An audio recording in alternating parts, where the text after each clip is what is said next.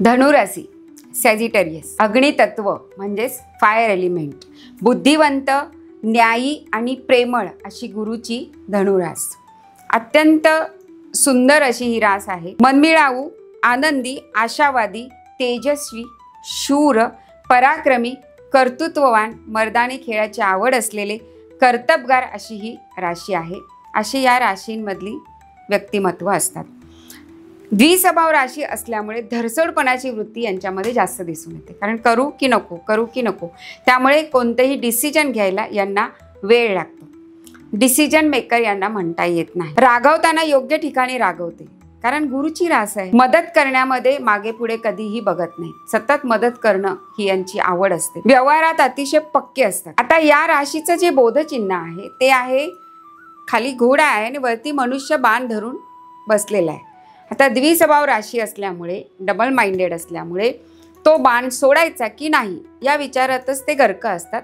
आणि असा विचार करता करता बाण कधी सुटून जातो ते त्यांना कळतच नाही. याचा अर्थ काय, तर एखादा डिसिजन घ्यायचा असेल, एखादा निर्णय घ्यायचा असेल, म्हणजे मुलगी बघायला गेलो आणि ती मुलगी पसंत आहे, सांगू की नको, सांगू की नको असं म्हणेपर्यंत त्या मुलीचं लग्न होऊन जातं. असे हे धनुरासवाले असतात. त्यामुळे याच्या आई वडिलांनी जर यांचं लग्न जमवायचं असेल तर स्वतः पुढाकार घ्यावा लागेल. किंबहुना याच्या जोडीदाराला जर एखादी गोष्ट करायची असेल तर ती त्याला स्वतः पुढाकार घ्यावी लागेल. नाहीतर हा करेल, करू की नको, किंबहुना ती किंवा तो, वाईस वर्षा आहे. मग हा पूर्वाषाढा आणि उत्तराषाढा यांनी युक्त असलेलं हे धनुरास आहे, गुरुची रास आहे. धार्मिक वृत्ती, रुबाबदारपणा, रेखीवपणा, पराक्रम आणि धाडसी वृत्ती, कारण अग्नितत्वाची रास असल्यामुळे आणि गुरुस्वामी असल्यामुळे अतिशय सुंदर बुद्धिमत्ता यांना लाभलेली असते.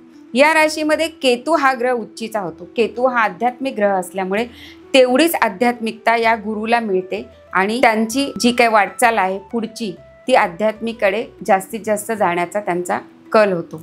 या राशींची जी मित्रमैत्रिणी असतात ते मिथुन, कन्या, कुंभ आणि सिंह, म्हणजे जेमिनी, वर्गो, ॲक्वेरियस आणि लिओ यांच्या मित्रमंडळीमध्ये जर हे राहिले तर हे दिलखुलासपणे आपलं मैत्री एन्जॉय करू शकतात. पार्टनरचं सुद्धा असंच आहे. जोडीदाराचं, वैवाहिक जोडीदाराला सुद्धा या राशींचा यांचा जर जोडीदार असेल, मिथुन, कन्या, कुंभ आणि सिंह, तर तो जोडीदार यांना चांगल्या प्रकारे समजून घेतो. किंबहुना जे डिसिजन घेण्याची क्षमता यांच्याकडे नसते त्याला मदत या राशींच्या जोडीदारांकडून यांना होत असतं.